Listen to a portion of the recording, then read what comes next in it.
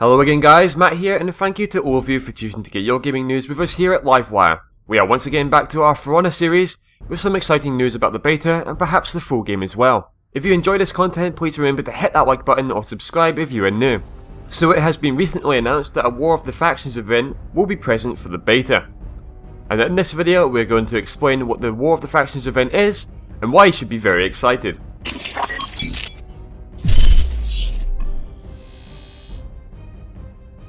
War of the Factions is a global, persistent and cross-platform event that brings to life the ongoing war between the For Honor's three factions: the Knights, the Vikings and the Samurai.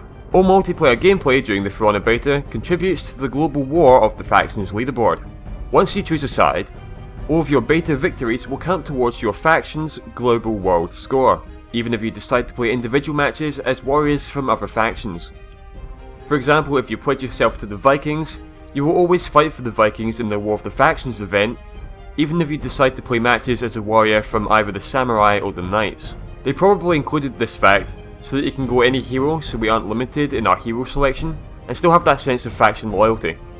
Personally, I always wanted to choose a faction and fight for it, which would include just playing as heroes from that faction all the time, but I understand that it isn't practical and it limits play's fun, and it can also cause some serious balance issues between the three factions. So how do we keep track of our progress as a faction? We keep track of the faction war event by visiting the world map in-game. The world map is the hub of the faction war, which is the in-game metagame that powers the War of the Factions event. Accessible from the game's main menu, the world map is divided into 3 different faction-controlled territories. The faction controlling the most territories at the end of the beta wins. It sounds really cool how we will see the map change colours depending on what faction controls what sector, and it will also show like a living and breathing world. So how do we claim territories for our faction? At the end of every multiplayer match, you will be awarded a certain number of war assets, depending on your performance. These war assets can be distributed in 3 ways. Number 1, all war assets are spent on one single contested territory. So say you see a territory that your faction really needs, or is close to controlling, you can spend all of your war assets on that territory to take control of it.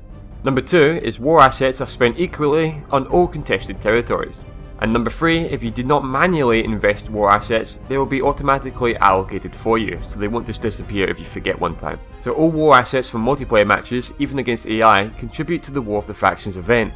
This is where it gets a little dangerous, because if somebody had all the time in the world to play, they could then farm the AI for war assets and claim territories for their faction. But I'd hope at least that the AI battles reward far less assets than going against real players. So guys, I'm really interested in your opinions on this, so what do we think of this faction game mode event? What I found really interesting is the cross-platform inclusion, meaning that all multiplayer matches, regardless of console or PC, will have the same war going on.